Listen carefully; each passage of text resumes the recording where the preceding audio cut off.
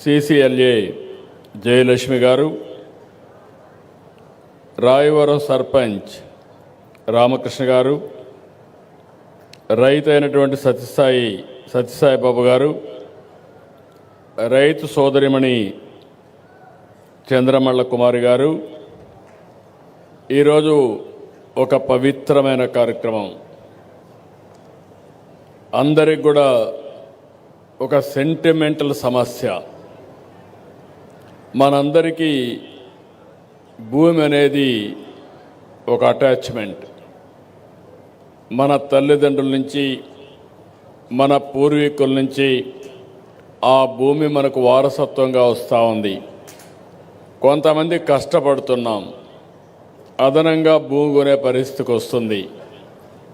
అలాంటి భూమి అనేది రైతుకు చాలా సెంటిమెంటల్ ఇష్యూ. ఇది దేన్నైనా వదులుకుంటాడు, కానీ భూమిని వదులుకోవడానికి ప్రాణం పోయినా పర్వాలేదు, కానీ భూమిని వదులుకోవడానికి రైతు ఎప్పుడూ ఇష్టపడని చెప్పి మరొకసారి మీకు తెలియజేస్తున్నా. కరోనా సమయంలో అందరికీ హాలిడే ఇచ్చారు, కానీ రైతుకు మాత్రం హాలిడే లేదు. కరోనా టైంలో కూడా పనిచేసి అందరికీ అన్నం పెట్టిన రైతన్నని ఎట్టి పరిస్థితుల్లో మర్చిపోవడానికి వీలు లేదు. అలాంటి భూమిని, ఆ సమస్యను అతలాకుతలం చేశారు. ఎన్నికల ముందు నేను మాట్లాడాను. నేను ఆ రోజు చెప్పాను, తప్పు చేస్తున్నారని ఆనాటి ప్రభుత్వంలో ఉండే ముఖ్యమంత్రికి, పార్టీకి హెచ్చరించాను. సున్నితమైన సమస్యతో తలగొక్కుంటే మసి అయిపోతారని కూడా చెప్పా. లెక్క పెట్టుకోవాలా. అహంకారం కళ్ళపైకెక్కి ఎంతవరకు పోయిందంటే, మీ తల్లో, మీ తండ్రో, మీ తాత ముత్తాతలు ఇచ్చిన ఆస్తికి ఆయన ఫోటో వేసుకోవడం. ఇది ఎక్కడ చౌర్యం నాకైతే అర్థం కాల. ఇంకో పక్కన మీరు ఒకసారి చూస్తే, మీ భూమి మీరు ఆ పొలంలో పోయి చూస్తే అక్కడ రాళ్ళన్నీ సర్వే రాళ్ళు పెట్టి ఆ సర్వే రాళ్లకు ఎనుబొమ్మ వేసుకోవడం. ఇది ఎక్కడ క్రేజో నాకైతే ఇప్పుడు కూడా అర్థం కావడంలా. ఏంటిది ఈ విచిత్రమైన ఆలోచన విధానం? ఇంకొక పక్కన మీ భూమి కంప్యూటరైజ్ చేసి ల్యాండ్ టైటిలింగ్ యాక్ట్ తీసుకొచ్చాడు, ఒక చట్టాన్నే తీసుకొచ్చాడు. ఆ చట్టాన్ని తీసుకొచ్చి ఆ చట్టానికి అధిపతుల్ని ప్రైవేటు వ్యక్తులు పెట్టారు, గవర్నమెంట్ వాళ్ళు కాదు, ఎంఆర్ఓ కాదు. ఆయనకు నచ్చిన వాళ్ళని పెట్టుకోవడానికి, పెత్తనం చేయడానికి ఆయన మనుషులు పెట్టుకున్నాడు. అంటే మీ భూమి ఆయన చేతిలో పెట్టుకుని ఆయన మనుషుల ద్వారా పెత్తనం చేసి మిమ్మల్ని కంట్రోల్ చేయాలనుకున్నాడు.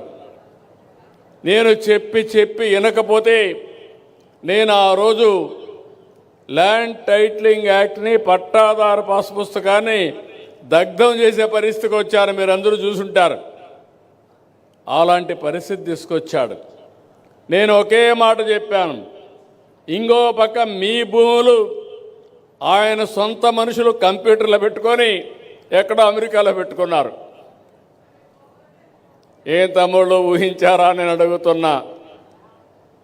ఒకవేళ కానీ ఎలక్షన్లో తెలుగుదేశం ఎన్డీఏ కూటమి రాకపోయింటే మీ భూములు గోయిందా గోయిందా.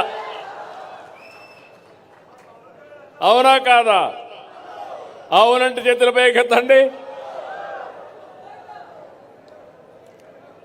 అది ఆనాటి పరిస్థితి. నాకంటే రాజకీయాల్లో ఎవరు సీనియర్ లేరు దేశంలో కూడా.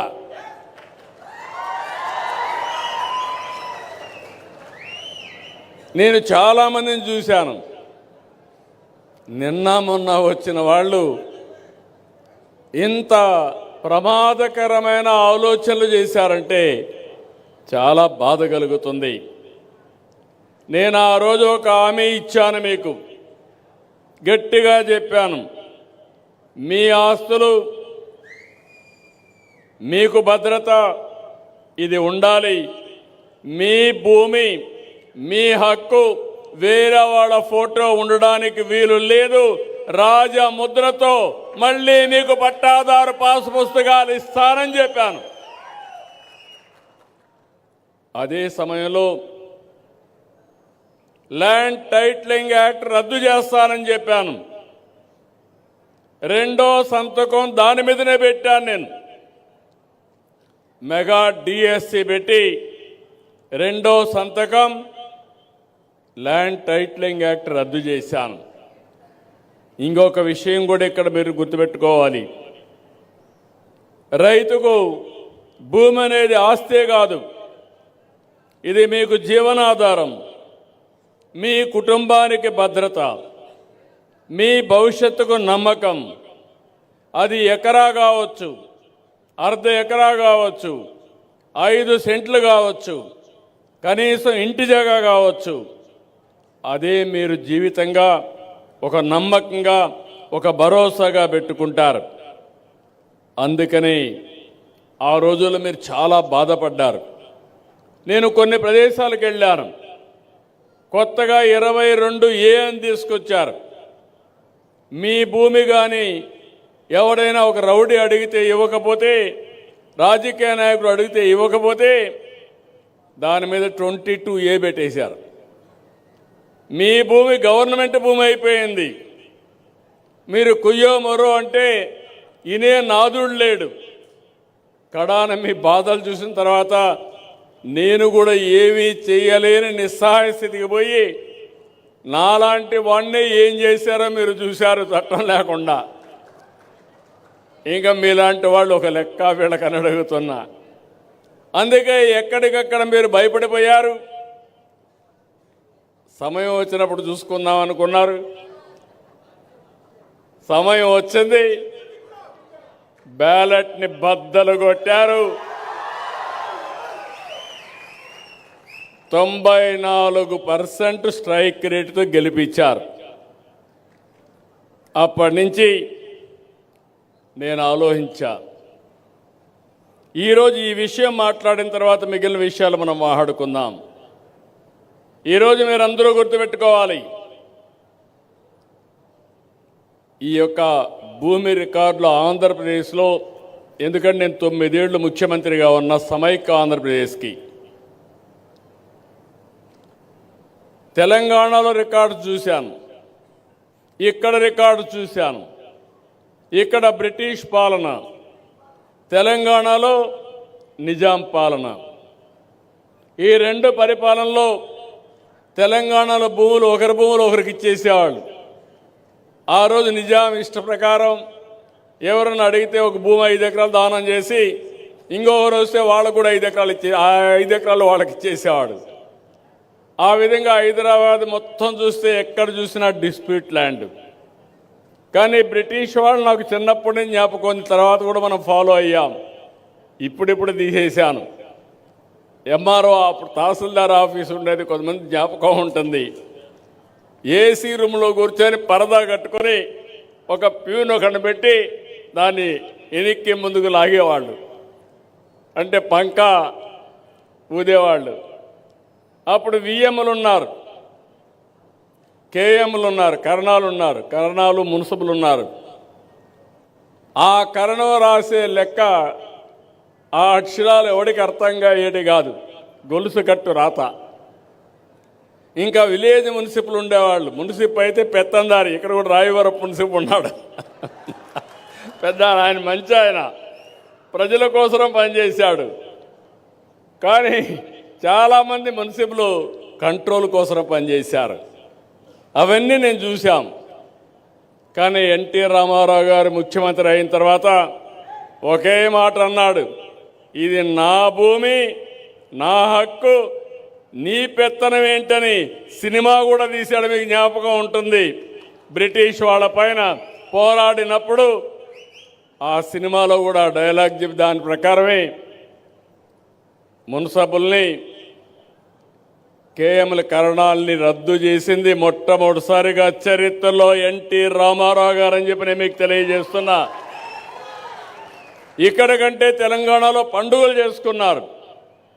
స్వాతంత్రం వస్తే ఎంత ఆనందంగా ఉంటారో అంత ఆనందంగా పండుగ చేసుకొని స్వాతంత్రం వచ్చినట్టు ఫీల్ అయ్యారు. కానీ ఇక్కడికి వచ్చినప్పుడు నేను మళ్ళీ 14-19లో ముఖ్యమంత్రిగా ఉన్నాను. కానీ అప్పుడు కూడా ఇంత సమస్యలు లేవు. ఇప్పుడు కొత్తగా వచ్చి చూస్తే ఎక్కడ చూసినా సమస్యే. ప్రతి ఒక్కరి రికార్డులు కూడా చాలా సమస్యలు వచ్చే పరిస్థితి వచ్చాయి. ఇక్కడే రెవెన్యూ సెక్రటరీ ఇన్ఛార్జ్ అయినటువంటి సాయి ప్రసాద్ గారు ఉన్నారు, సిసిఎల్ఏ జయలక్ష్మి గారు ఉన్నారు, సత్యకుమార్ గారు రెవెన్యూ మినిస్టర్ గారు ఉన్నారు. చాలా మీటింగులు పెట్టా, చాలా సమీక్షలు చేశా. నేను ఎక్కడికి పోయినా నాకు వచ్చే పిటిషన్లో 180 పిటిషన్లు రెవెన్యూ వస్తున్నాయి, ఇంకొక 5-10 పోలీసులు వస్తున్నాయి. ఈ 80% ఏంటంటే మీ భూమి ఇంకొక ఆయన కబ్జా చేశాడు, అది కూడా రాజకీయ నాయకుడే చేశాడు. నిన్న కూడా వస్తున్నాయి కబ్జా చేసిన ల్యాండ్స్ అన్నీ. ఇది భయంకరమైన సమస్యగా నాకు కనపడింది. అందుకే నేను ఒకటే ఆలోచించా, దీనికి శాశ్వత పరిష్కారం చేయాలి.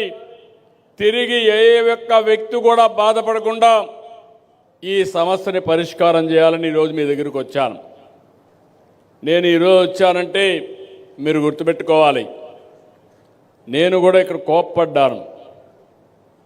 నేను వాళ్ళకి చెప్పింది స్పష్టంగా, ఇంటి దగ్గరనో ఎంఆర్ఓ ఆఫీసులోనో పిలిపిచ్చి ఇవ్వడం కాదు, గ్రామ సభ పెట్టాలి. గ్రామ సభలో అందరికీ పుస్తకాలు ఇవ్వాలి, చదవాలి, చదువుకోనివ్వాలి.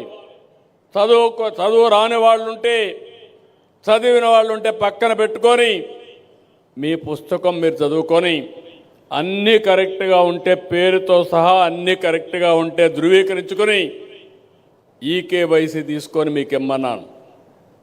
మన దేశానికి ఒక అదృష్టం ఉంది, మీరు గుర్తుపెట్టుకోవాలి, ఆధార్ ఉంది. ఒక మనిషి ఇంకొక మనిషి పోలికలు పెట్టుకొని మోసం చేయడానికి వీలు లేదు.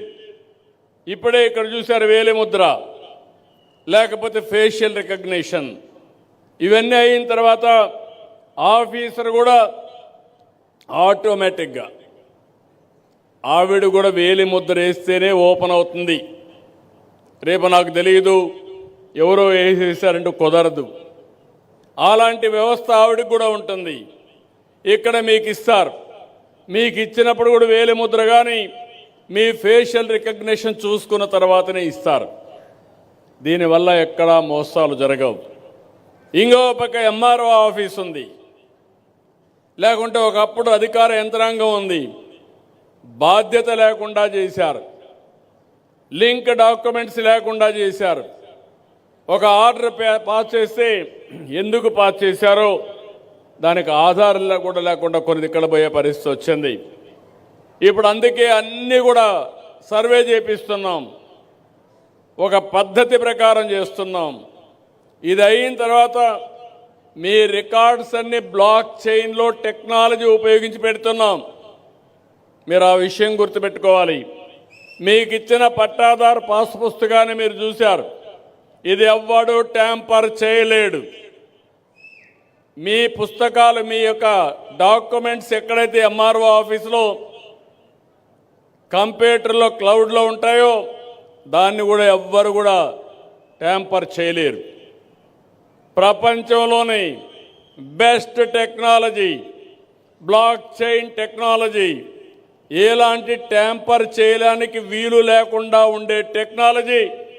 ఎవడైనా ట్యాంపర్ చేసి పట్టుకొని మక్కలు ఎరగొట్టే టెక్నాలజీని ఇక్కడ ఇంప్లిమెంట్ చేస్తున్నామని చెప్పి కూడా నేను మీకు తెలియజేస్తున్నా. ఎవడు చేయకూడదు.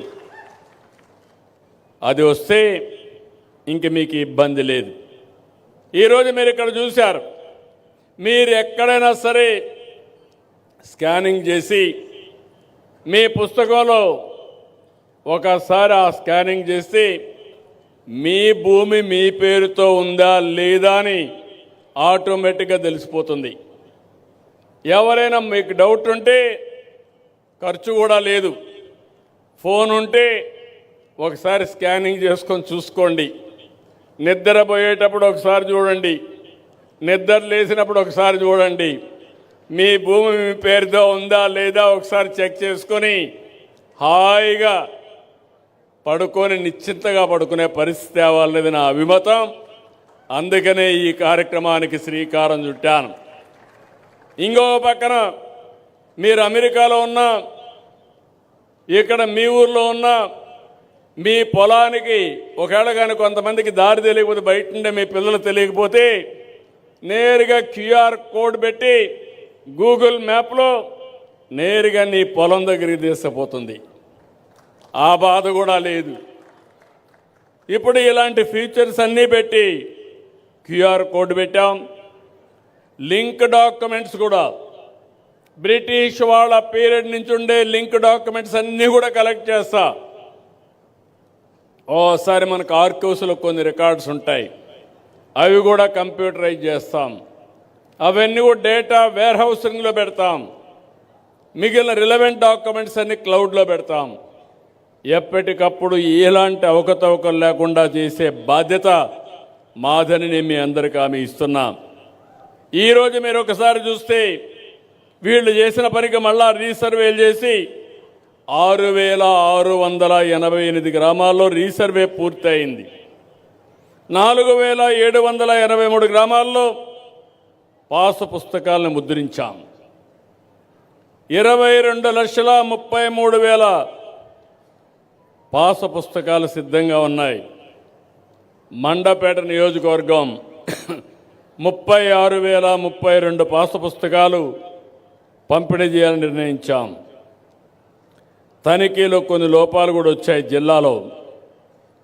ఇవన్నీ చూస్తే 1,18,000 రాష్ట్రం మొత్తం 1,18,000 పాసు పుస్తకాల్లో లోపాలుంటే అవన్నీ కూడా సరిచేస్తున్నాం. నేను ఒకే ఆదేశం ఇచ్చాను, స్పష్టమైనటువంటి ప్రొసీజర్ ఇచ్చాను.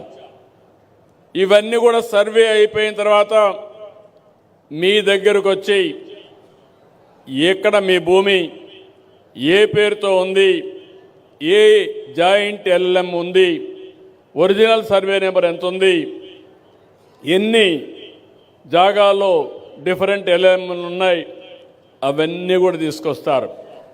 అవి తీసుకొచ్చి మీ అందరికి కూడా ఒక ప్రూఫ్ ఆఫ్ కాన్సెప్ట్ కింద ఒక లెటర్ ఒకటి ఇచ్చి మీరు చదువుకొని ఇది కరెక్ట్గా ఉందంటే అది కూడా మీది కూడా మళ్ళీ ఈకేవైసీ కూడా తీసుకొని మీది కరెక్ట్గా ఉందంటే అవి ప్రింటింగ్ పంపిస్తారు.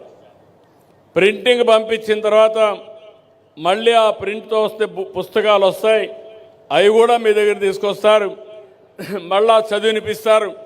ఒకవేళ కానీ చదివిన దాంట్లో లోపాలుంటే ఆ పుస్తకం ఇవ్వడానికి వీలు లేదు. నేను ఈరోజు మీకు ఇస్తున్నానంటే నిన్నటి వరకు జరిగిన ట్రాన్స్ఫర్స్ అన్నీ కూడా రిజిస్ట్రేషన్స్ అన్నీ పరిగణలో తీసుకొని నాకు ఎంత డబ్బులైనా పర్వాలేదు లేటెస్ట్ పాస్బుక్ మీకు ఇచ్చే బాధ్యత ఈ ప్రభుత్వం తీసుకుంటామని మీ అందరికీ హామీ ఇస్తున్నా. దీనివల్ల మీకు ఒక భరోసా, ఒక భద్రత వచ్చే పరిస్థితి వస్తుంది. ఇంకో పక్క నేను ఒక కార్యక్రమానికి శ్రీకారం చుట్టాను. సంవత్సరం కాల పరిమితి పెట్టుకున్నా. 12 నెలలు వీళ్ళకి టైం ఇచ్చాను. ప్రతి నెల 1వ తారీఖు పింఛన్లు ఇవ్వాలి. పేదల సేవలో కార్యక్రమం ఉంది. 2వ తారీఖు నుంచి ఈ కార్యక్రమం ప్రారంభమవుతుంది. 2 నుంచి 9 వరకు ఇస్తారు. 9వ తారీఖు నేను వస్తాను. ఒక ఊర్లో నేను చూస్తాను, ఇప్పుడే చూసా, ఈరోజు నాకు తృప్తిగా లేదు. ఇచ్చిన ప్రతి ఒక్కరిని ఇక్కడ కూర్చొనబెట్టి నేను ఏదో పబ్లిక్ మీటింగ్కి రాలేదు. ఈరోజు నేను ఒక పర్పస్ కోసం వచ్చా, ఒక పని మీద వచ్చా. పని మీద వచ్చినప్పుడు ఆ 900 మంది ఎంతమందికి పట్టాదారు పాసు పుస్తకాలు ఇస్తే అంతమంది ఇక్కడ కూర్చొని ఒకసారి వాళ్ళు చూసి మాకందరికి కరెక్ట్గా ఉన్నాయని చెప్పుంటే నేను చాలా సంతోషించేవాడిని. అది నా అభిమతం. నేరుగా నేను మీకు ఇవ్వాలనుకుంటున్నాను. నేను అన్నీ ఇవ్వలేను కాబట్టి గ్రామ సభలు పెట్టి ప్రజా సమక్షంలో ఈ పుస్తకాలు ఇవ్వాలనుకుంటున్నా. ఒక్క రూపాయి అవినీతి లేకుండా, ఒక్క రూపాయి లంచాలు లేకుండా, ఎవరి పెత్తనం లేకుండా మీ భూమి మీ హక్కు అది ఇచ్చే బాధ్యత నేను తీసుకోవాలని చెప్పి అనుకుంటున్నాను. అలాంటి సమయంలో అధికార యంత్రాంగానికి చెప్పాను, కొంతవరకు చేశారు, కానీ దీన్ని ఇంకా పర్ఫెక్ట్గా చేయాల్సిన అవసరం ఉంది. ఎమ్మెల్యేలు బాధ్యత తీసుకోవాలి, ఎంపీలు బాధ్యత తీసుకోవాలి. ఇది మీ బాధ్యత. ప్రజలకు సేవ చేయడం అంటే ఏదో 4 పనులు అడగడమే కాదు. ఇబ్బంది లేని పరిపాలన, సుపరిపాలన ఇవ్వాల్సిన అవసరం ఉంది. ఎంఆర్ఓ వాళ్ళు కోరుతున్నా, ఆర్డీ వాళ్ళు కోరుతున్నా, సమర్థవంతంగా లాస్ట్ మైల్లో ఇది అమలు కావాలి. ఇది ఒక పవిత్రమైన యజ్ఞం. ఇది మీరు కూడా మనసు పెట్టి పనిచేస్తే తప్ప ఆ యజ్ఞ ఫలితాలు పేదవాళ్లకు చెందవని చెప్పి కూడా నేను మీకు తెలియజేస్తున్నా. అందుకని ఈ నెల 11వ తారీఖు వరకు ఇస్తున్నాం. నెక్స్ట్ మంత్ నుంచి 9వ తారీఖే లాస్ట్ డేట్. 2, 9 7 రోజులు, వారం రోజులు. ఈ వారం రోజుల్లో రెడీ అయినటన్నీ పంపిణీ చేస్తాం. మళ్ళీ 20 రోజులు సర్వేలు చేస్తాం, ప్రింటింగ్ చేపిస్తాం, ప్రూఫ్ ఆఫ్ కాన్సెప్ట్ చూపిస్తాం. చూసిన తర్వాత అన్నీ బాగుంటే ఫైనల్గా చేపించి మళ్ళీ 2 నుంచి గ్రామ సభలు డేట్లు ఇస్తాం. ఆ డేట్ వారుగా 7 రోజుల్లో పంపిణీ చేస్తాం. ఇప్పుడు ఉదాహరణకు 22,33,000, అందులో 1,18,000 తప్పులున్నాయని చెప్పి అన్నారు. అవి కూడా ఉండడానికి వీల్లేదు. ఒకసారి ప్రింట్ అయితే ఇంకా ఆటోమేటిక్గా 0 మిస్టేక్స్ ఉండాలి. అందుకే నేను ఒక మాట చెప్పాను, ఈ 1,18,000 ప్రింట్ అయినాయి, అయినా పర్వాలేదు, తప్పులుంటే వారుగా పెట్టేయండి. మళ్ళీ ప్రింట్ అంతా కూడా చేసి కొత్త పాస పుస్తకాలు, ఎక్కడా తప్పు లేని పాస పుస్తకాలు ఇచ్చే బాధ్యత మీది. ఒకవేళ అలాంటి పుస్తకాలు ఇస్తే వాళ్ళపైన కఠిన చర్యలు తీసుకుంటానని మరొకసారి మీ అందరికీ హామీ ఇస్తున్నా. కాబట్టి మిమ్మల్ని నేను కోరేది, ఇలాంటి ఒక ఉదాత్తమైనటువంటి దీనికి నేను శ్రీకారం చుట్టాను. రాష్ట్రంలో ఉండే రైతులందరికీ విజ్ఞప్తి చేస్తున్నా, మిగిలిన వాళ్ళు కూడా అందరికీ విజ్ఞప్తి చేస్తున్నా, అర్థం చేసుకోమని కోరుతున్నా. ప్రభుత్వం అనేది వివాదాలు సృష్టించడానికి కాదు, వివాదాలు పరిష్కరించడానికి. ఒక్క సర్వే రాళ్లపై ఆనాటి ముఖ్యమంత్రి బొమ్మ కోసం 660 కోట్లు ఖర్చు పెట్టాడు. ఆ 660 కోట్లు పెడితే ఒక మెడికల్ కాలేజ్ 2వ అయి ఉండేది కదా, ఎందుకు పెట్టలేదు? ఇంకొక పక్కన పట్టాదారు పాస్ పుస్తకాలపైన ఆయన ఫోటో వేసుకోవడానికి 22 కోట్లు ఖర్చు పెట్టాడు. ఈరోజు మీరు ఒకసారి చూస్తే 77 లక్షల సర్వే రాళ్లపైన ఆయన ఫోటో ఉంటే మళ్ళీ క్లీన్ చేయించా.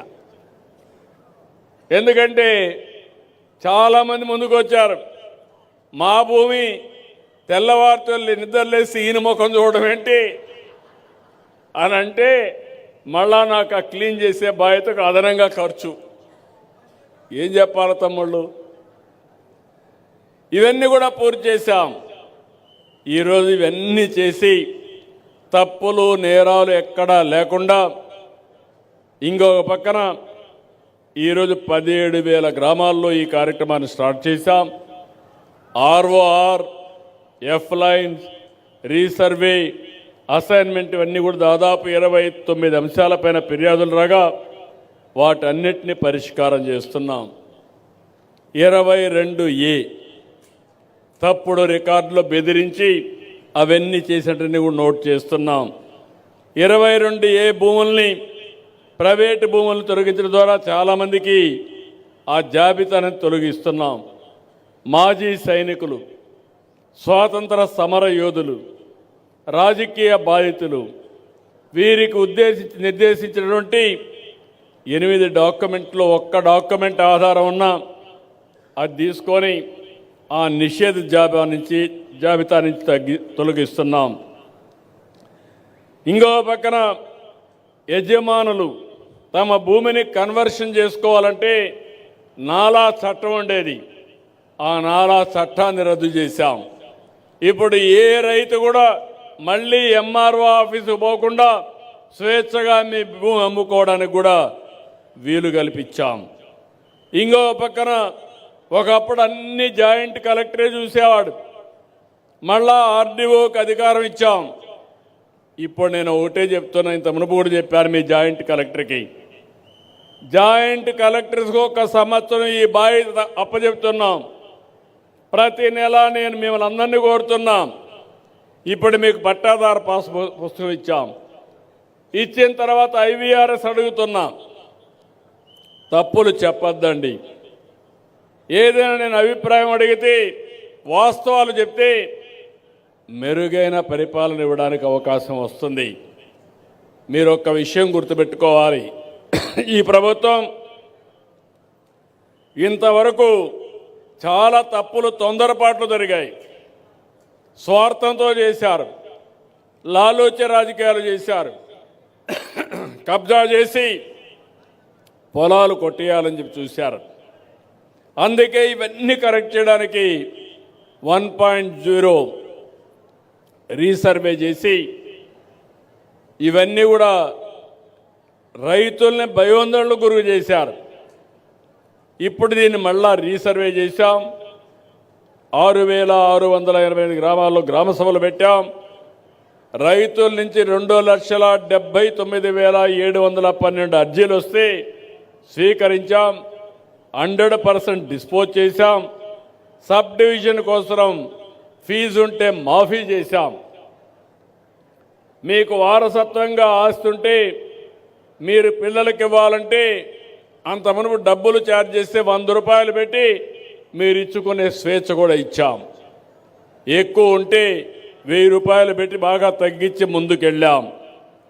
ఇంకో పక్కన నేను మిమ్మల్ని అందరినీ ఒకటే కోరుతున్నాను, ఈరోజు మీలో ఒక ఆలోచన రావాలి. చిన్న చిన్న తగరాదులు పెట్టుకుంటున్నారు మీరు,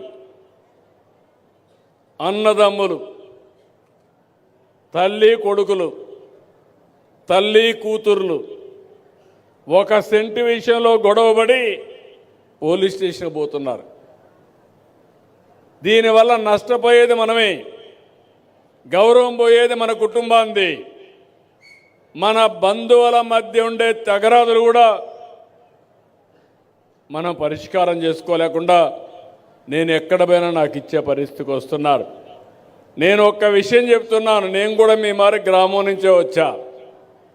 నేను చిన్నప్పుడు మా నాన్నకు ఒక మాట చెప్పా, దాయాదుల మధ్య, బంధువుల మధ్య, పొలాల మీద గట్ల కోసం మనం కొట్లాడుకోవడం కరెక్ట్ కాదని. ఒక 5 సెంట్లు పోయినా పర్వాలేదు, కానీ ఆ 5 సెంట్ల కోసం పోలీస్ స్టేషన్ పోయి కోర్టుకు పోతే మన శక్తి అంతా పోతుంది, మనశ్శాంతి ఉండదు, మన జీవితం నరకం అవుతుందని ఆ రోజు చెప్పా. మా తండ్రి ఎక్కడా గొడవ పెట్టుకోలా, అందుకే నేను స్వేచ్ఛగా పైకొచ్చా. ఈరోజు ఈ స్థాయికి వచ్చారంటే గొడవలు పెట్టుకోకుండా ఉండడం అని మీకు అందరికీ విజ్ఞప్తి చేస్తున్నా. ఇది మీకు కూడా వర్తిస్తుంది. ఎందుకంటే నేను ఎక్కడో ఆకాశం నుంచి రాలేదు, కింద స్థాయి నుంచే వచ్చా. మీ మారిగానే మామూలు వ్యక్తిగా ఉండి నేను అంచెలంచెలుగా పెరిగి వచ్చాను. అందుకే చిన్న చిన్న తగరాదులు పోవద్దండి. ఇప్పుడు నాకు పెద్ద లిటిగంటే దొరికాడు, రాష్ట్రంలో పెద్ద నేరస్తుడే దొరికాడు. మీరు గుర్తుపెట్టుకోవాలి. ఎప్పుడు కూడా నేను రాజకీయం హుందాగా చేసేవాడిని. ఇప్పుడు మీరు చూస్తే మీరందరూ గెలిపించారు. నేను ఒక హామీ ఇచ్చాను, ఆర్థిక ఇబ్బందులు ఉన్నాయి, సమస్యలు ఉన్నాయి, కానీ సూపర్ 6 ఇస్తానని చెప్పాను. ఇచ్చిన మాట నిలబెట్టుకోవడానికి ఎన్ని కష్టాలున్నా అనుభవించి, ఏం తమ్ముళ్ళు, ఏం ఆడబిడ్డలు మీరే చెప్పండి, సూపర్ 6 సూపర్ హిట్ చేశామా లేదా అని అడుగుతున్నా. 33,000 రూపాయలు సంవత్సరానికి, 4,000, 6,000, 10,000, 15,000 రూపాయలు పింఛన్ ఇస్తున్నా. ఎవరైనా ఇస్తున్నారా ఈ దేశంలో అని మిమ్మల్ని అడుగుతున్నా. ఉంటే చెప్పమని సవాలు విసురుతున్నా. ఇప్పటికే 50,000 కోట్ల రూపాయలు ఇచ్చాం.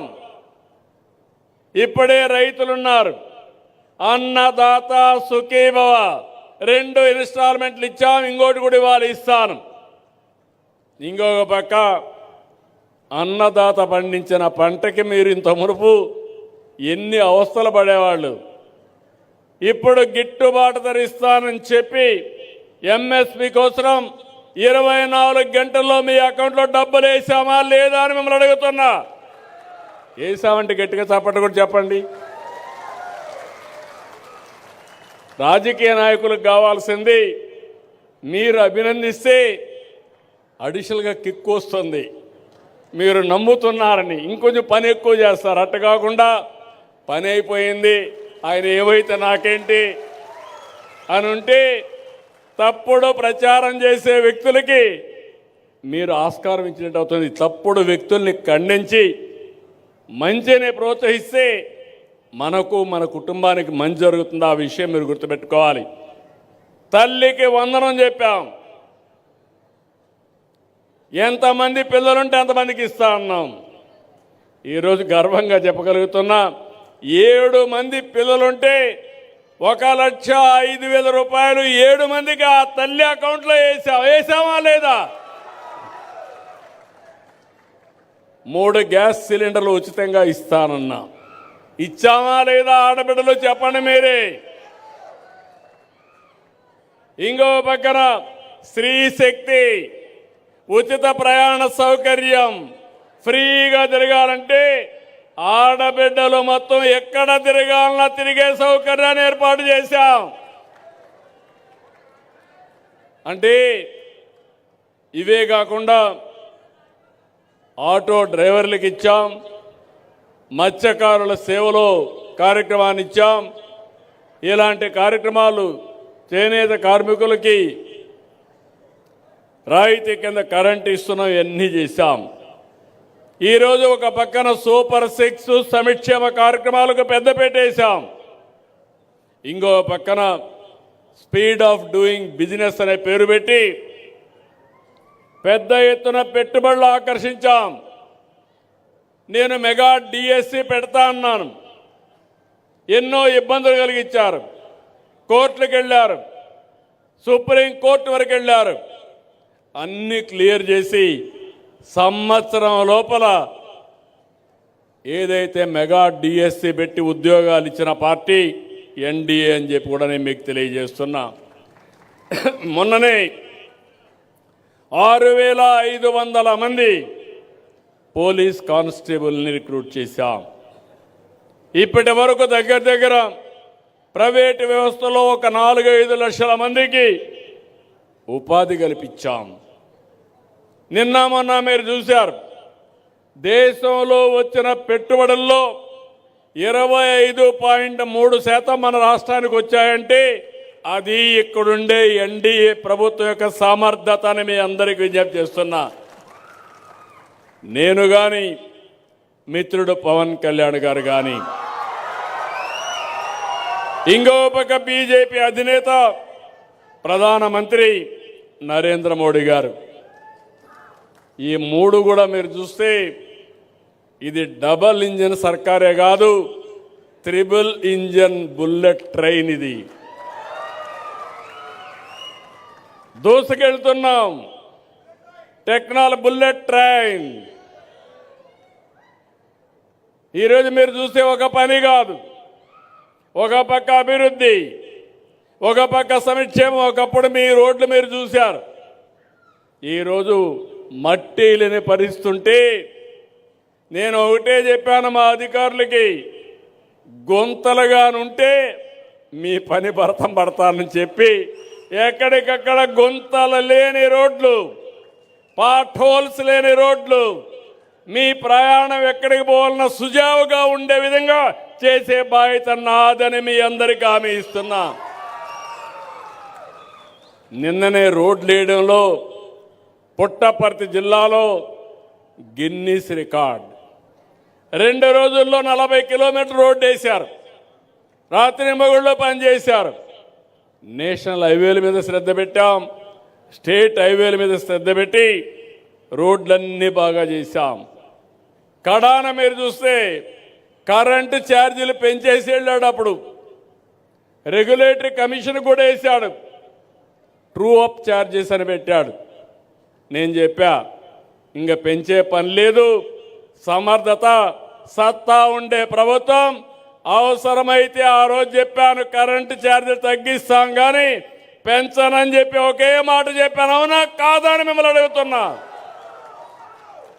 4,500 కోట్ల రూపాయలు పెంచుతానంటే ఆయన పెంచిపోయిన దాన్ని నేను ఈరోజు పెంచడం లేదు. అది ఈ ప్రభుత్వం యొక్క కమిట్మెంట్ మీ మీద. భవిష్యత్తులో కరెంటు ఛార్జీలు పెంచను.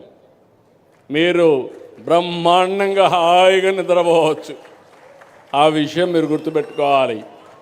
ఎస్సీ ఎస్టీలకు బీసీలకు రాయితీ కింద నేను మీ అందరికి కూడా సోలార్ ఇస్తా. మీరే కరెంటు ఉత్పత్తి చేసుకునే స్వేచ్ఛ మీకు ఇస్తా.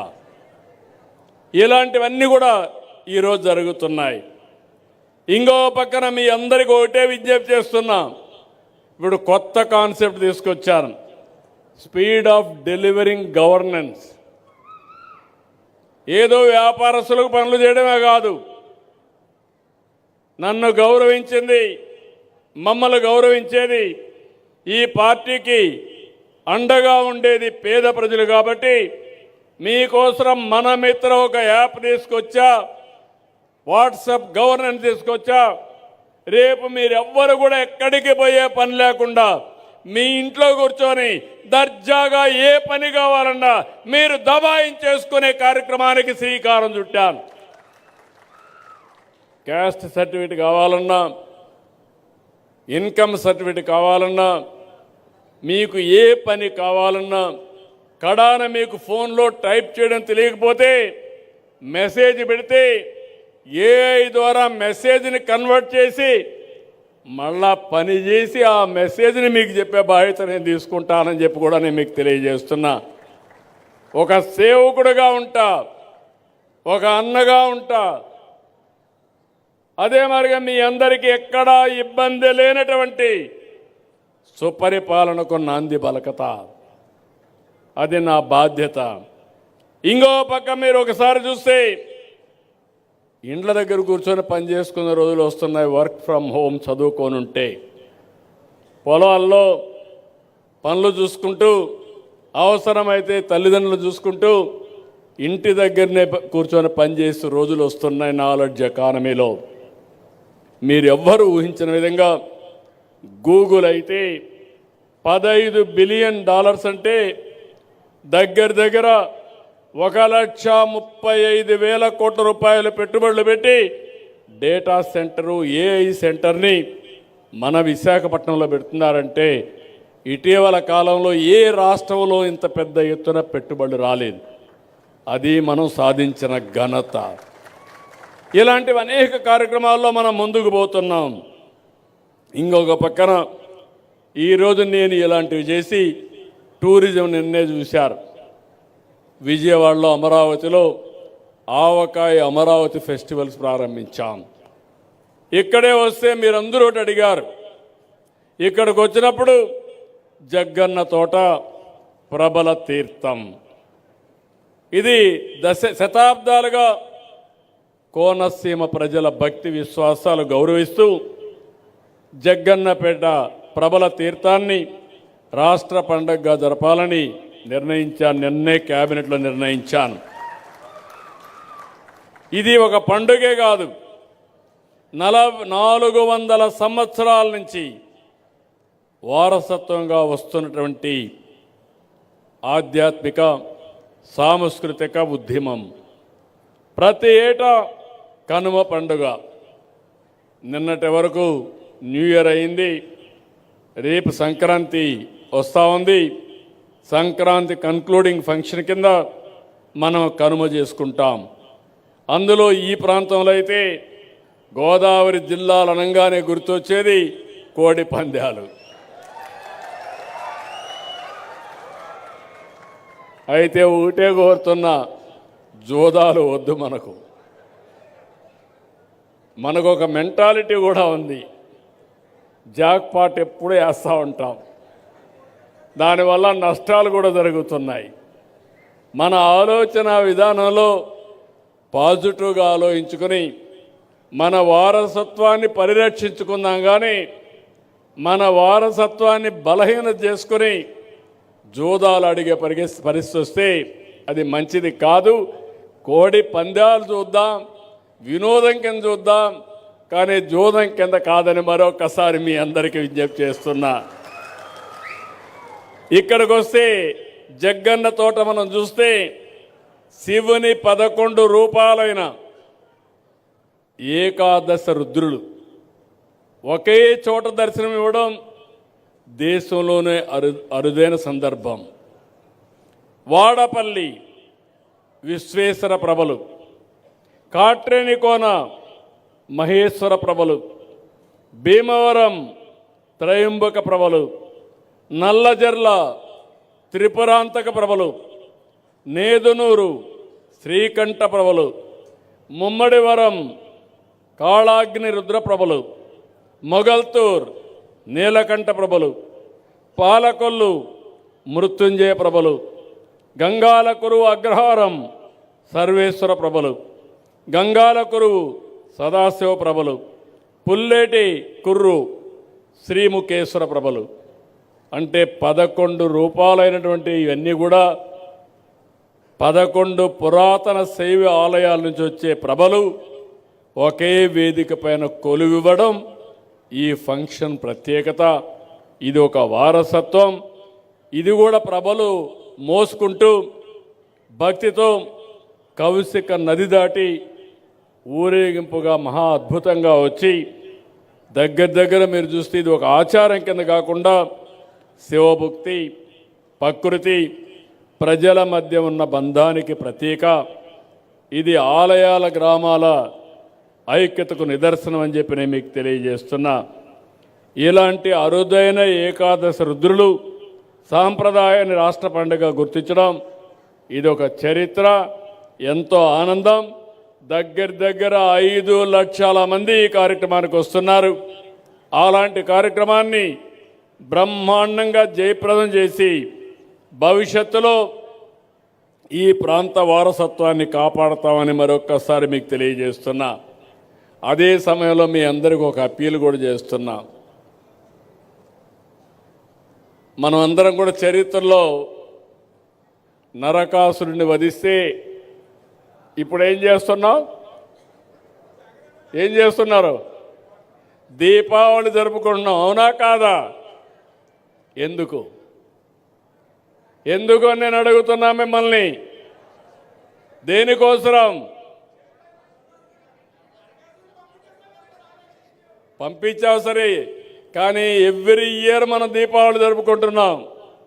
నరకాసురుణ్ణి గుర్తుపెట్టుకొని మళ్ళీ అలాంటి నరకాసురుడి పాలన రాకూడదని, నరకాసురుడు రాకూడదని,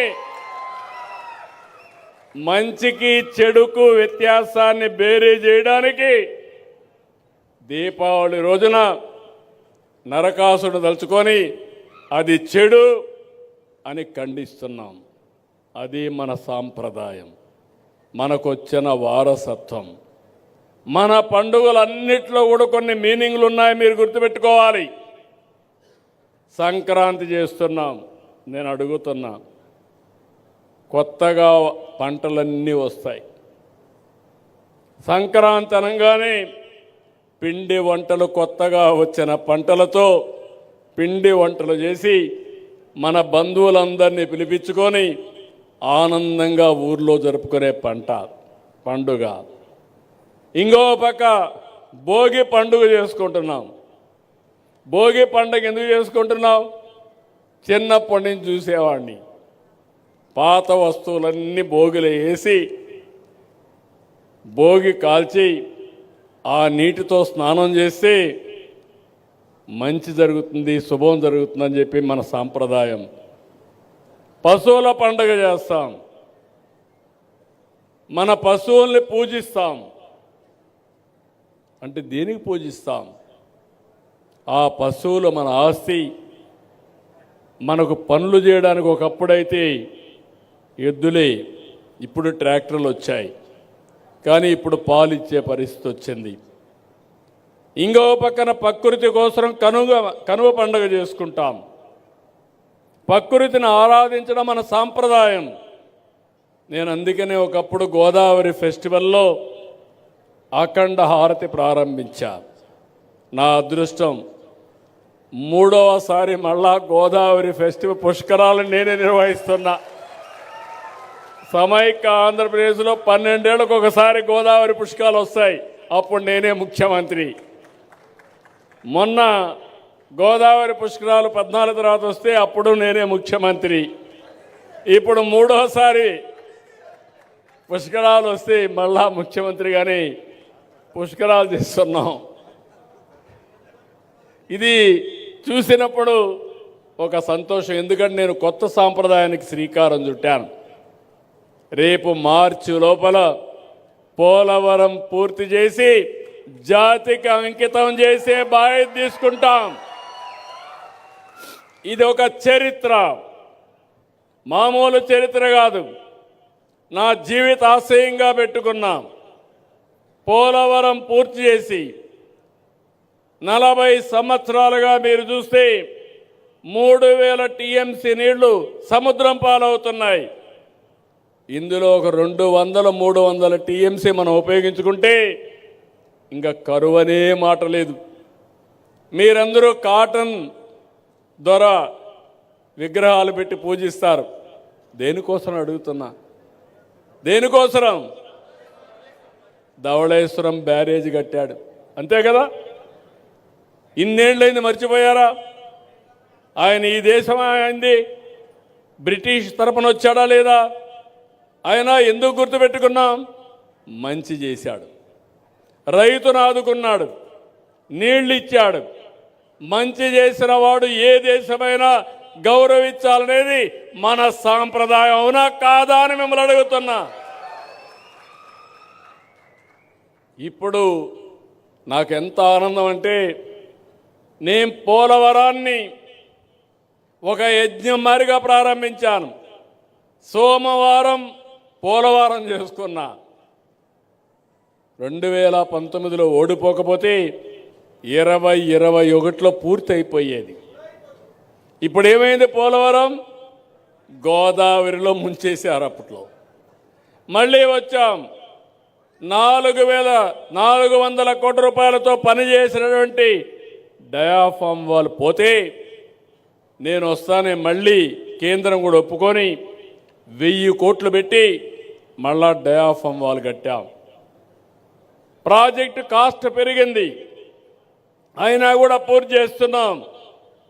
అయితే ఈరోజు మీరు గుర్తుపెట్టుకోవాలి, పోలవరం ఆంధ్రప్రదేశ్ రాష్ట్రానికి జీవనాడి. ఇది ఒక వరం అని మరొకసారి మీ అందరికీ విజ్ఞప్తి చేస్తున్నా. రాబోయే రోజుల్లో గోదావరి జిల్లాలకి, పాత గోదావరి జిల్లాలు ఇప్పుడు 5 జిల్లాలైనాయి. ఈ 5 జిల్లాల్లో ఎక్కడా నీటి ఎద్దడి లేకుండా చేసే బాధ్యత ఈ ప్రభుత్వానిదని మరొకసారి విజ్ఞప్తి చేస్తున్నా. నాకు ఎంత కమిట్మెంట్ అంటే, పోలవరం విషయంలో నేను ముఖ్యమంత్రి అయ్యే రోజున 7 మండలాలు తెలంగాణలో ఉన్నాయి. ఆ 7 మండలాలు తెలంగాణలో ఉండుంటే ఆనాటి ప్రభుత్వం ఒప్పుకోకపోతే పోలవరం కట్టే పరిస్థితి లేదు. నాకు ఐడియా ఉంది కాబట్టి ఆనాటి ప్రభుత్వం నరేంద్ర మోడీ గారు, రాజ్నాథ్ సింగ్ గారు, వెంకయ్యనాయుడు గారు ఉంటే నేను గట్టిగా చెప్పి, మీరు 7 మండలాలు కానీ ఇవ్వకుండా పోతే నేను ప్రమాణ స్వీకారం చేయను, నాకు ఈ ముఖ్యమంత్రి పదవి వద్దు, ముఖ్యమంత్రి పదవి తీసుకొని చెడ్డ పేరు తెచ్చుకోవడం కంటే ఈ రాష్ట్రం కోసం నేను త్యాగం చేస్తానని గట్టిగా చెప్పిన తర్వాత ప్రమాణ స్వీకారం చేసిన వెంటనే వాళ్ళు పార్లమెంట్ కూడా పెట్టకుండా 7 మండలాలు మనకిచ్చారు. అది ప్రారంభం, పోలవరం పూర్తి చేయడానికి శ్రీకారం. ఈరోజు మీరు ఒక్కసారి చూస్తే ఎన్ని ఇబ్బందులు కలిగించినా ఇక్కడే రామానాయుడు, అప్పుడు కాటన్ దొర చేస్తే ఇప్పుడు రామానాయుడు ఇక్కడ మంత్రిగా ఉండి ఆయన ఆధ్వర్యంలో ఈ ప్రాజెక్టు పూర్తవుతుంది. ఇక్కడే మా సాయి ప్రసాద్ గారు చీఫ్ సెక్రటరీగా ఉన్నాడు, ఇరిగేషన్ సెక్రటరీగా ఉన్నాడు. నేను అదే చెప్పాను, మీరు చేసే పని పోలవరం ఒకటే కాదు, విశాఖపట్నానికి కృష్ణా నదికి ఎన్ని నీళ్లు కావాలంటే అన్ని నీళ్లు ఇవ్వడానికి అవకాశం వస్తుంది. అక్కడి నుంచి వంశధార తీసుకెళ్తాం, ఇక్కడి నుంచి నల్లమల సాగర్ తీసుకెళ్తాం. నేను నిన్న కూడా ఒక మాట అన్నాను, ఎందుకు అనవసరంగా తెలుగు జాతి మధ్య విద్వేషాలు పెట్టుకుంటాం? నీళ్లు సముద్రానికి పోతున్నాయి. ఇప్పుడు పెద్ద వీరుడు బయలుదేరాడు, రాయలసీమ లిఫ్ట్ ఇరిగేషన్ అంట. నీళ్లు కావాలన్నా గొడవలు కావాలంటే మాకు నీళ్ళొద్దు, గొడవలే పెట్టుకుంటామనే రకం వీళ్ళంతా. నేను ఒకటే చెప్తున్నాను, నాకు కావాల్సింది గొడవలు కాదు, నా జాతి ప్రయోజనాలు, తెలుగు జాతి ప్రయోజనాలు, నన్ను ఎన్నుకున్న ఆంధ్రప్రదేశ్ రాష్ట్ర ప్రయోజనాలు ఎట్టి పరిస్థితిలో ముందుకు తీసుకుపోతారని మరొక్కసారి హామీ ఇస్తున్నా. అందుకని గోదావరి అనేది ఒక ట్రంక్ ఇన్ఫ్రాస్ట్రక్చర్. ఇది ఒకసారి నీళ్ళన్నీ పోతా ఉంటే పంట కాలువలు, చిన్న చిన్న కాలువలు, డిస్ట్రిబ్యూటర్స్ అన్నీ ఈజీగా ఏర్పాటు చేసుకునే అవకాశం వస్తుంది. ఈ ప్రాజెక్టు పూర్తయినాక నదులు అనుసంధానం చేసుకుంటే ఆంధ్రప్రదేశ్ రాష్ట్రాన్ని మించిన రాష్ట్రం ఏది ఉండదు. అవసరమైతే ఇక్కడ పోయే నీళ్లు తెలంగాణకు కూడా వాడుకునే అవకాశం వస్తుంది. గొడవలు పెట్టుకుంటే వచ్చే ప్రయోజనాల కంటే గొడవలు లేకుండా అందరం ఉంటే ఇవన్నీ కూడా ముందుకు పోయే పరిస్థితి వస్తుంది. మీరు ఒకసారి గుర్తుపెట్టుకోవాలి, నేను ముందు చెప్పాను, నరకాసురుడు గుర్తుపెట్టుకోవడానికి ఈరోజు దీపావళి జరుపుకుంటున్నాం. నేను ఆ రోజు పోలవరం పని ప్రారంభించినప్పుడు పట్టిసీమ ప్రాజెక్టు తెచ్చాను, మీకు జ్ఞాపకం ఉందా? పట్టిసీమ అప్పుడు వచ్చి ఇక్కడ అందరినీ ఎగ్గొట్టాడు. పట్టిసీమ వస్తే గోదావరి జిల్లాలు ఎడారైపోతాయన్నాడు. నేను ఆ రోజు ఇంకో మాట అన్నాడు, నువ్వు పట్టిసీమ కడతావు, నీళ్ళు ఎక్కడ పెడతావు అన్నాడు. నీళ్ళు ఎక్కడ పెడతానో తెలియకపోతే నేనేం చెప్తాను నీకు? పట్టిసీమ నీళ్లు కృష్ణా జిల్లాకు డెల్టాకి వెళ్తాయి. కృష్ణా జిల్లాలో వాడే నీళ్లు శ్రీశైలంలో పొదుపు చేసి రాయలసీమకి ఇస్తాం. రాయలసీమ కరువు సీమ, రాళ్లసీమను రత్నాల సీమ చేసే బాధ్యత నాదని ఆ రోజే చెప్పాను.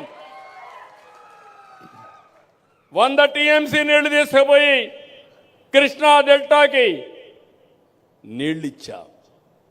అక్కడ వాడే 100 టీఎంసీ నీళ్లు శ్రీశైలంలో పొదుపు చేసి అంద్రి నీవా, తెలుగు గంగా, అదే సమయంలో ఎస్ఆర్బీసీ నగిరి గాలేరు కెనాల్ ద్వారా నీళ్లు తీసుకెళ్ళా. ఈ సంవత్సరం నాకు ఎంత ఆనందంగా ఉందంటే, 2 ఏళ్లలో కష్టపడ్డాం. చాలామంది ఎగతాళి చేస్తారు నన్ను, మీరు కూడా గుర్తుపెట్టుకోవాలి. కరువు సీమలో నీళ్లు లేకపోతే, ఒకప్పుడు వేరుశెనగ పంట వేయలేకపోతే, వేసిన పంట ఎండిపోతే, 10 ఏళ్ళు పంట వేసి 8 ఏళ్ళు ఎండిపోతే నేను ఇన్పుట్ సబ్సిడీ ఇచ్చాను. ఈరోజు గర్వంగా చెప్పగలుగుతున్నా, అదే అనంతపురం జిల్లాకు నీళ్లు ఇచ్చి రాబోయే 5-6 సంవత్సరాల్లో పండ్లు, కూరగాయలు, పూలు పండించి హార్టికల్చర్ హబ్గా తయారు చేసి ఈరోజు ఇండియాలో నెంబర్ 1గా ఉన్నాం. ఇంకొక 5-10 ఏళ్లలో ప్రపంచంలోనే ఒక పెద్ద హార్టికల్చర్ హబ్గా రాయలసీమ తయారు చేసే బాధ్యత నాది. ఇలాంటి కార్యక్రమాలకు నేను శ్రీకారం చుట్టా. ఇప్పుడు కొత్తగా నాకు గొడవే కావాలా, నాకు నీళ్ళొద్దు అంటే నేనేం చెప్పాలి? నిన్న మీరు చూశారు తిరుమల పైన, మొన్నటి వరకు తిరుమలలో జరిగే నెయ్యి కల్తీ, ప్రసాదాలు కల్తీ, అక్కడ దర్శనాలు కల్తీ. అదే ఈరోజు ఎన్డీఏ గవర్నమెంట్ వచ్చింది. తమ్ముళ్ళు మీరు ఈ మధ్యకాలంలో ఎవరన్నా తిరుమలకు పోయి వచ్చారా అని అడుగుతున్నా, పోయిన వాళ్ళకు వ్యత్యాసం కనపడిందా లేదా అని మిమ్మల్ని అడుగుతున్నా. ఎప్పుడూ చేయని విధంగా వైకుంఠ ఏకాదశి జరిపాం. అన్నీ కూడా మీరు చూస్తే ఇంకొక పక్కన వెంకటేశ్వర స్వామి ప్రసాదాలు పవిత్రంగా తయారు చేస్తున్నాం, క్లీన్గా పెట్టాం. ఇది చూసి భరించలేకుండా నిన్న మొన్న మీరు ఒకసారి చూస్తే మనకు కొన్ని ఆచారాలు ఉన్నాయి, కొన్ని సాంప్రదాయాలు ఉన్నాయి. ఎవరైనా సరే అన్య మతస్థులు కానీ వెంకటేశ్వర స్వామి దగ్గరికి పోవాలంటే డిక్లరేషన్ ఇవ్వాలి. వెంకటేశ్వర స్వామి పైన నమ్మకం ఉందంటే ముస్లింలు పోవచ్చు, క్రిస్టియన్లు పోవచ్చు, ఇంకొకరు పోవచ్చు. అదే ఇమ్మన్నాం.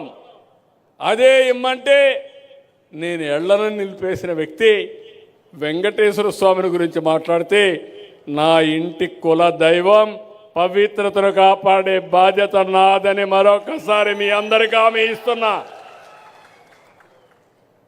నిన్నేం చేశారు? బాటిల్స్, తాగిన ఖాళీ బాటిల్ తీసుకుపోయి తిరుమల పైన పెట్టి ఇక్కడంతా కూడా మద్యం వచ్చేసిందని మన మీద బురదేయడం మొదలుపెట్టారు. మా డీజీపీ వచ్చాడు. వస్తే నేను చెప్పా, దొరికిందంటున్నావు, నీకు బాటిల్స్ ఉన్నాయి కదా అన్నాను. ఉన్నాయన్నాడు. ఆ బాటిల్ తీసుకొని హోలోగ్రామ్ ఉంది. ఆ హోలోగ్రామ్ చూస్తే ఏ బ్యాచ్లో ప్రొడ్యూస్ చేశారు, ఏ షాప్కి వెళ్ళింది, ఏ షాపులో కొన్నారు, డీటెయిల్స్ వస్తాయి. ఇన్వెస్టిగేషన్ చేయమన్నా. దొంగలు దొరికిపోయారు, రెడ్ హ్యాండ్గా పట్టుబడ్డారు. సాక్షి పేపర్లో న్యూస్ వేస్తాడు, సాక్షి టీవీలో న్యూస్ వేస్తాడు, తిరిగి ఎదురుదాడి మన మీద చేస్తాడు.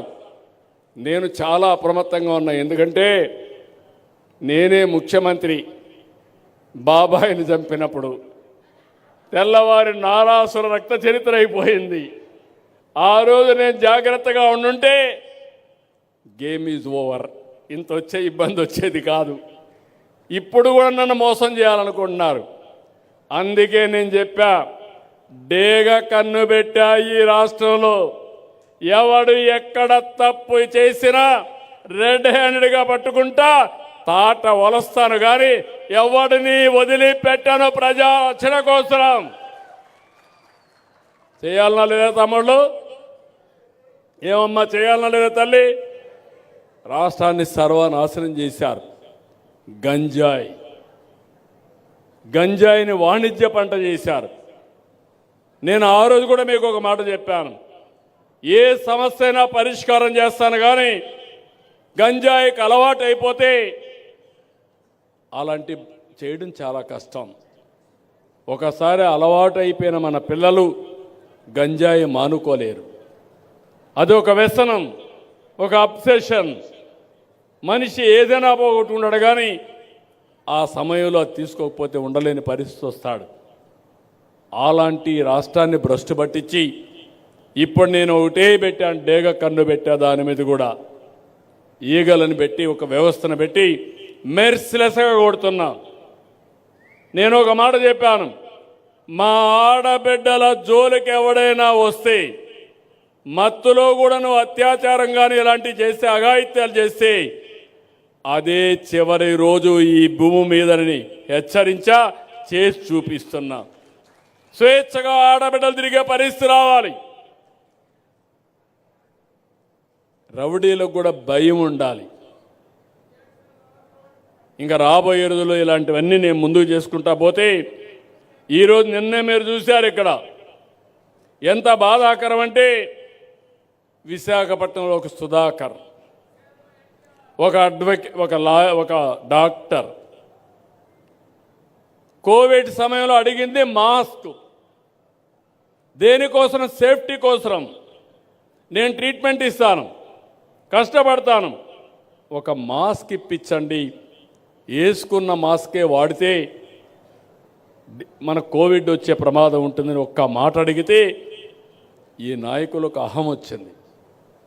అతని చిత్రహింసలు పెట్టారు, రోడ్డు మీద పడేశారు, సస్పెండ్ చేశారు, కడాన అతన్ని పిచ్చివాణి చేశారు. కడాన రోడ్డు మీద చనిపోయే పరిస్థితికి వస్తే నిన్ననే ఆయన కొడుక్కి క్యాబినెట్లో పెట్టి ఉద్యోగం ఇచ్చి ఆ కుటుంబానికి 1 కోటి రూపాయలు ఇచ్చాం. మీ పాపాలు కడగడానికి, మీరు చేసిన పాపాలకు నష్టపరిహారం ఇచ్చి మనిషిని తేలేను కానీ ఆ కుటుంబాలను ఆదుకోవడానికి ప్రయత్నం చేస్తున్నా. ఇలాంటివన్నీ ఎందుకు ఇక్కడ ఈస్ట్ గోదావరిలో చెప్తున్నానంటే 5 కోట్ల మంది ప్రజలకు అర్థం కావాలన్న ఆవేదన. నేను 24 గంటలు ఆలోచించేది ఏ ఒక్క వ్యక్తికి కూడా ఇబ్బంది లేకుండా ప్రతి ఒక్కరికి చేదోడుగా ఉండి మీ జీవితాల్లో మెలుగైన జీవన ప్రమాణాలు పెంచాలని, ఒక పక్క సంక్షేమం, ఒక పక్క అభివృద్ధి, ఒక పక్క ఉపాధి, ఒక పక్క టెక్నాలజీ వాడి సుపరిపాలన. ఎందుకంటే నాకు ఎప్పుడు కూడా టెక్నాలజీ అనేది ఇప్పుడే కాదు, 30 ఏళ్ళుగా ఎవరైనా మాట్లాడతారంటే ఎక్కువ సమయం నేనే టెక్నాలజీ గురించి మాట్లాడతాను. దాని ఫలితాలు కూడా మీకు తీసుకొస్తున్నాను, మీరు గుర్తుపెట్టుకోవాలి. ఈరోజు మీ పుస్తకాలు ఉన్నాయి. నేను మళ్ళా వదిలిపెడితే ఎవరో ఎక్కడో ఒక ఆఫీసర్ తప్పు చేస్తే మళ్ళా కథ మొదటికి వస్తుంది. అందుకే ఇప్పుడు బ్లాక్ చైన్ టెక్నాలజీ పెడుతున్నాం. మా ఆఫీసర్లకు అందరికీ చాలా స్పష్టంగా చెప్పాను, ఇది నేను ఒక చరిత్ర సృష్టించాలనుకుంటున్నా. ఒక్క లిటిగేషన్ లేకుండా ఈరోజు నేను ఒక విషయం మిమ్మల్ని అడుగుతున్నాను. ఈరోజు మీరు ఒకసారి చూస్తే, మీరు షేర్ మార్కెట్లో డబ్బులు కడతారు, మీకేం సర్టిఫికెట్లు రావు, కంపెనీ మీ దగ్గరికి రాదు. సెన్సెక్స్ ఉంది, రేట్లు చూసుకుంటారు, అనలైజ్ చేస్తారు, ఏ కంపెనీ బాగుంటే ఆ కంపెనీలో పెడతారు, ఆటోమేటిక్గా ఆన్లైన్లో ట్రాన్సాక్షన్స్ అయిపోతాయి, అమ్మకాలు కొనుగోళ్ళు అన్నీ కూడా ఆన్లైన్లో అయిపోతాయి. ఎందుకు మనం అలాంటి వ్యవస్థలు క్రియేట్ చేసుకోలేం? ఎందుకు పిల్లర్ టు పోల్ ఆఫీసర్ చుట్టూరు తిరగాలి? మొన్నటి వరకు మా వాళ్ళు అన్నారు, ఎవరైనా ఒక చిన్న పిటిషన్ పెట్టుకోవాలంటే గ్రామ సచివాలయం, ఇప్పుడు దాని పేరు కూడా మార్చా, స్వర్ణ కార్యాలయం పెట్టా, అక్కడికి పోవాలి. అక్కడుండే ఒక ఆఫీసర్ కానీ మీ కాగితం తీసుకొని రిజిస్ట్రేషన్ చేయకపోతే రిజిస్ట్రేషన్ లేదు. ఇది ఎక్కడ చోద్యం? ఎందుకు పర్మిషన్ కావాలి? దేనికోసం పర్మిషను? కనీసం నువ్వు ఫోన్ ఎత్తుకొని హలో అంటే, నేను మనమిత్ర దీంట్లో కానీ నాకు ఈ ప్రాబ్లం ఉందంటే దాన్ని కన్సర్న్ ఆఫీసర్ పంపించి ఆ సమస్య పరిష్కారం చేయాలని నేను అనుకుంటే, మీరు కాగితం ఇచ్చి రిజిస్ట్రేషన్ చేయమంటే అది కూడా చేయకుండా దానికి కూడా చేయి దడిపితే ఏదో చేస్తామంటే ఇది ఎక్కడ న్యాయం అని నేను అడుగుతున్నా. అందుకే మీలో కూడా ఒక ఆలోచన రావాలి. రాబోయే రోజుల్లో ప్రతి నెల ఒక్క రోజున టెక్నాలజీ పెనిట్రేషన్ తీసుకొస్తాను, ఇంటింటికి మీకు నేర్పిస్తా ఎట్లా వాడుకోవాలనో. అది మీరు వాడుకుంటే ఇబ్బందులు లేని మీ జీవితాలు తయారు చేసే బాధ్యత, సమస్యలు లేకుండా, అవినీతి లేకుండా సుపరిపాలన ఇచ్చే బాధ్యత నాదని మరొక్కసారి హామీ ఇస్తున్నా. మిగిలిన విషయాలు ఇంకొకసారి నేను మాట్లాడతా. ఇక్కడికి వచ్చినప్పుడు రాయవరం గ్రామంలో ఎమ్మెల్యే గారు డ్రైన్స్, సీసీ రోడ్లు 2,50,00,000 అడిగాడు. తప్పకుండా నేను ఇక్కడికి వచ్చా, గుర్తుండే విధంగా కంపల్సరీగా 2,50,00,000 రూపాయలు ఇచ్చి ఈ గ్రామాన్ని పూర్తిగా బాగు చేసే బాధ్యత ఎన్డీఏ ప్రభుత్వం తీసుకుంటామని మరొక్కసారి హామీ ఇస్తూ, నేను మీ అందరికీ, రాష్ట్రంలో ఉండే ప్రజలందరికీ హామీ ఇస్తున్నా, 1 ఇయర్ సహకరించండి. అన్ని సమస్యల్ని పరిష్కారం చేస్తున్నాం, 1 by 1 చేసుకుంటా పోతున్నాం. గాడి దప్పిన పరిపాలన ఘాట్లో పెడుతున్నాం. అదే సమయంలో మేము యజ్ఞం మారిగా ఈరోజు పరిపాలన చేయడం కోసం ప్రయత్నం చేస్తూ ఉంటే, కొంతమంది రాక్షసుల మారిగా అసత్యాల్ని, అబద్ధాలని పదే పదే చెప్పి వీళ్ళు తప్పుడు పనులు చేసి ఆ తప్పుడు పనులు వేరే వాళ్ళపైన వేయాలని ప్రయత్నం చేస్తున్నారు. ఏది ఏమైనా మీలో చైతన్యం చాలా ముఖ్యం. ఆ చైతన్యం ఉన్నంత వరకు ఎవ్వరు ఏం చేయలేరు. ఇంకొక పక్కన కూడా మీరు గుర్తుపెట్టుకోవాల్సిన అవసరం ఉంది. సుస్థిరమైన పరిపాలన, దీర్ఘకాల పరిపాలన వల్ల మన జీవితాల్లో అనేకమైనటువంటి మార్పులు వస్తాయి. అట్టకాకుండా మన ఆలోచన విధానంలోనే 5 ఏళ్లకు ఒకరిని మార్చేద్దామని ఆలోచిస్తే దానివల్ల నష్టం ఎక్కువ వస్తుంది. మీరు గుర్తుపెట్టుకోండి, 14-19లో అభివృద్ధి చేశాం, 19-24 విధ్వంసం చేశారు. ఇప్పటికి 2 ఏళ్ళు అవుతా ఉంది, 2వ సంవత్సరం. చేసిన విధ్వంసాన్ని కరెక్ట్ చేయడానికే సరిపోతా ఉంది. అది మళ్ళీ ఇంకొక 6 నెలలు, సంవత్సరం ఇప్పుడు రెవెన్యూ ఉంది, ఇంకా 1 ఇయర్ పడుతుంది. అంటే దగ్గర దగ్గర 3 ఏళ్ళు పట్టింది ఒక విధ్వంసాన్ని నేను కరెక్ట్ చేయడానికి. మళ్ళీ వచ్చి ఇంకొక విధ్వంసాలు చేస్తే అవి కరెక్ట్ చేసుకుంటా పోతే ఎప్పటికీ పరిష్కారం అవుతాయని అడుగుతున్నా. ఒక విధ్వంసం పోలవరం, అదే 21లో పూర్తి అవ్వాల్సిన ప్రాజెక్టు 27కు పోయింది. ఇలాంటి 1-2 కాదు, ఒక అమరావతి నిన్న కూడా చూశారు. ఎవరైనా సరే బుద్ధి జ్ఞానం ఉండే వ్యక్తులు మాట్లాడతారు నాకు తెలియదు. ముఖ్యమంత్రి ఎక్కడుంటే అక్కడే క్యాపిటల్ అంట. మొన్నటి వరకు 3 ముక్కలాట ఆడారు. అంటే 3 రాజధానులు అన్నారు. ప్రపంచంలో ఎక్కడా లేవన్నాం, కానీ వినలేదు. ప్రజలు గుణపాఠం చెప్పారు, ఎన్నో ఇబ్బందులు పెట్టారు. ఇప్పుడు మాట్లాడుతున్నాడు, ఎక్కడ రాజ్యాంగంలో రాజధాని పేరు లేదంట. ముఖ్యమంత్రి ఎక్కడ కూర్చొని పనిచేసి బెంగళూరులో కూర్చుంటే ఇడుపుల పాయకి పోతే అదే రాజధాని. అంటే ఏంటి చేదస్తో నాకైతే అర్థం కావడం లేదు. ఇప్పుడు అంటున్నాడు అది నది పక్కన వచ్చిందంట. రాజమండ్రి ఎక్కడుంది? విశాఖపట్నం ఎక్కడుంది? లండన్ ఎక్కడుంది? ఢిల్లీ ఎక్కడుంది? చెన్నై ఎక్కడుంది? అంటే బాంబే ఎక్కడుంది? కనీసం ఇలాంటి ఇంగిత జ్ఞానం లేని వాళ్ళు కూడా రాజకీయాలు చేస్తే వీళ్ళు ఏం మాట్లాడాలి? ఇంకో పక్క మెడికల్ కాలేజ్ గురించి మాట్లాడుతున్నాడు, బెదిరిస్తున్నాడు. పీపీపీ అంటే అర్థం కాదు. అంటే ఈరోజు రోడ్లెట్ వచ్చాయి, లేకపోతే నిన్న భోగాపురం ప్రాజెక్టు కట్టాం, భోగాపురం ప్రాజెక్టు నాదే అని అంటాడు. మళ్ళా అది పూర్తి అవుతా ఉంది. అయితే అప్పుడు విధ్వంసం చేసి ఇప్పుడు పూర్తయితే పేరు ఎన్డీఏకి వస్తుందని అది కూడా నాదనే పరిస్థితికి వచ్చాడు. అది నీదైతే పీపీపీ అయితే అక్కడ ముద్దు, ఇక్కడ మెడికల్ కాలేజీలు అయితే వద్దా? ఎవరు చెప్పారు నేను అడుగుతున్నా. ఈ ప్రభుత్వం ఒకటే చెప్తున్నాను, ఎవరెన్ని చెప్పినా ఈరోజు ఈ ప్రభుత్వం పేదవాళ్ళ కోసం పనిచేసే ప్రభుత్వం, సంపద సృష్టించే ప్రభుత్వం, మీ జీవితాల్లో వెలుగిచ్చే ప్రభుత్వం. ఇది ఏమాత్రం ఆగదని మరొక్కసారి తెలియజేసుకుంటూ ఈరోజు ఒక హిస్టారికల్ కార్యక్రమానికి శ్రీకారం చుట్టాం. అలాంటి హిస్టారికల్ కార్యక్రమం ఈ రాయవరంలో పెట్టడం. నాకు రాయవరం మున్సబ్ అయితే చాలా పరిచయం ఉంది. ఎన్టీఆర్తో అయితే చాలా అత్యంత ముఖ్యుడిగా ఉండేవాడు. అనేక సందర్భాల్లో వచ్చేవాడు. ఆయన నేను చూశాను. మనిషి ఒక నాయకుడు అంటే ఎంత పర్ఫెక్ట్గా ఉంటాడంటే రాయవరపు మునసబు ఒక ఉదాహరణ అని చెప్పి నేను మీకు తెలియజేసుకుంటూ, అదే సమయంలో ఈరోజు మూలారెడ్డి విగ్రహం కూడా ఇక్కడ పెట్టాం.